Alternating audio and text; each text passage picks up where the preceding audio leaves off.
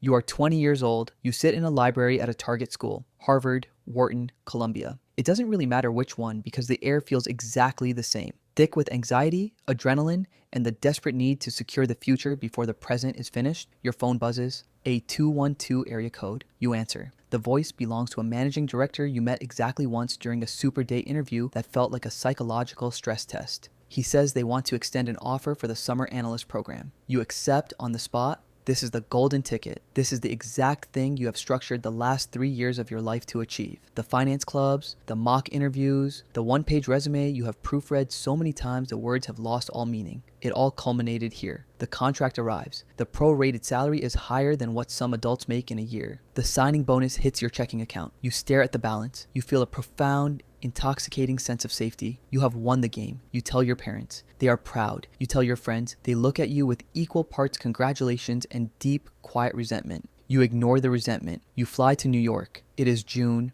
Your world has shrunk to a 1-mile radius in Manhattan. The hotel, the office, the corporate training center. You walk into the auditorium on day one. There are 80 of you. Everyone is wearing the exact same uniform. Navy suit, white shirt, a quiet confidence. You all look like you were assembled for exactly this environment. You feel assembled for it too. That feeling will last approximately 1 week. Training is a blur of financial accounting, corporate valuation, and Excel shortcuts. The instructor tells you to unplug your mouse. A mouse is for the weak. You use the keyboard. Alt-HVV. You drill the keystrokes until they become muscle memory. You learn how to build a discounted cash flow model. You learn that the terminal value accounts for 70% of the company's worth. A terrifying reliance on a future no one can predict. You go out for drinks with the other interns. You are all intensely, aggressively agreeable. You know the bank extends return offers to about 70% of the class. The person sitting next to you, laughing at your joke, is statistically your obstacle. You practice LBO models until 2 a.m. Week 2, you hit the desk. You are placed in a coverage group. The specific sector doesn't matter because your actual job is formatting. You walk into the bullpen. It smells like stale coffee,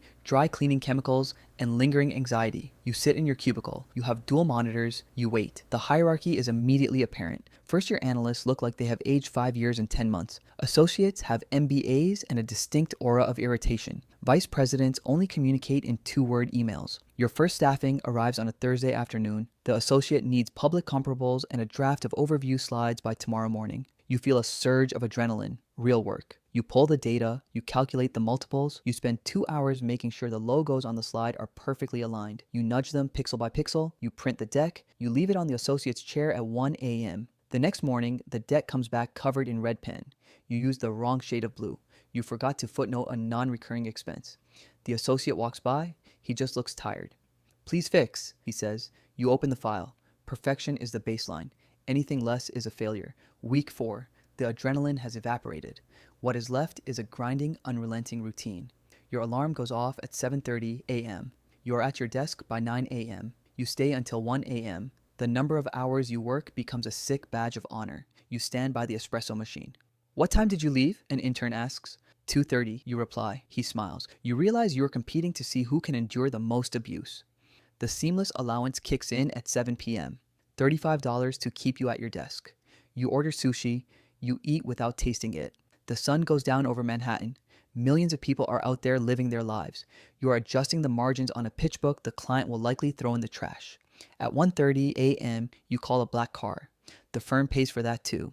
You sit in the back seat as the car speeds down the FDR drive. The driver asks how your night was. You say it was fine. You get to your sublet. Your brain is buzzing with unread emails. You sleep for 4 hours. You put on a clean shirt. You do it again. The weekend is a myth. You tell yourself this is temporary. Week 6. The novelty is gone. You are running on a mixture of cold brew and sheer panic. Your college friends text you pictures from a beach in Greece. You don't reply. You don't have the baseline for comparison anymore. Your reality is the bullpen. You make a mistake. A real mistake. You hard code a number in a financial model that should have been a formula. It changes the enterprise value of the target company by $50 million. The VP catches it. He calls the associate. They bring you into a small conference room. The associate doesn't yell.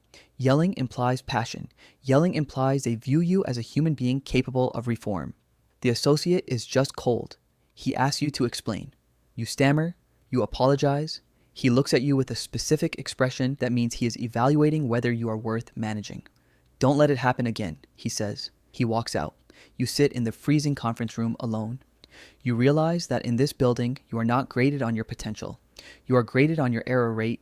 You are a machine that processes financial data, and a machine that outputs incorrect data is broken. You go back to your desk. You press F2. You trace the precedents. You check every cell. You don't leave until 3 a.m. You absorb the guilt. It becomes your new fuel. Week 8. You begin to understand the actual mechanics of the firm. You understand that the work is only half the job. The other half is politics. FaceTime. You realize that leaving the office before the associate leaves is a quiet act of treason, even if your work is finished. So you stay. You sit at your desk at 11:30 p.m. with absolutely nothing to do. You open a random PDF about macroeconomics. You wait for the associate to put his coat on. You learn the art of the coffee chat. You send calendar invites to directors you have never spoken to. You go to Starbucks. You ask why they chose banking. They give you rehearsed, sanitized answers about the culture and the intellectual challenge of the deals. You nod. You maintain intense eye contact. You pretend their answers are profound. You are building political capital. You need these people to speak up for you in the roundtable meeting at the end of the summer when the return offers are decided. Competence is expected, but likability is the actual currency. You mold your personality to fit whatever the person across from you wants to see. You become a mirror. It is exhausting. Week 10, the culmination of the summer, the intern project.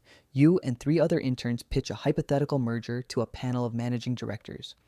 You spend your last 2 weekends entirely in the office arguing over synergy assumptions. You practice the presentation until you can recite it in your sleep. You walk into the boardroom. 4 MDs sit at the end of the mahogany table. They look bored. You begin your section on the strategic rationale. The MD in the front row is typing on his phone. He interrupts you mid-sentence to ask a highly specific question about your weighted average cost of capital. The room goes dead silent. You answer clearly, citing the risk-free rate. He stares at you for a second. He nods once. He goes back to typing. You have passed the test. That nod is the highest form of praise you will ever receive. The final day, Friday morning. The floor is quiet. People are called into conference rooms one by one. Your phone rings. It's HR. You walk to the 42nd floor. The HR representative and your staffer are waiting. We were really impressed with your work, the staffer says. You put your head down. You ground it out. He slides a piece of paper across the table. The return offer. Base salary, $110,000. Bonus potential up to 100%. You are 21 years old, looking at a starting package of nearly $200,000. The relief washes over you so intensely it feels physical. The late nights, the sheer panic of the missing zero, it was all worth it. The machine gave you the reward. I accept, you say. You walk out of the building. The August heat hits you. You pull out your phone. You text your parents. You have won. You beat the odds. You secured your place in the elite. You stop at the subway stairs and look back at the glass tower. You try very hard not to think about what the prize actually is. You just spent 10 weeks sacrificing your sleep, your health, and your identity just to prove you are capable of doing it. And your reward for proving you can endure it is the absolute certainty that you will have to come back next year and do it all over again.